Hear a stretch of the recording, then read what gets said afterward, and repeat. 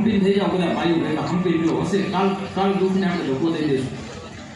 પણ આપણે તેને તે ટકા કરે ન અમુક તો સુખ માંગ્યું પછી દુઃખ છૂટા કર્યા કરી દીધા આમ હોય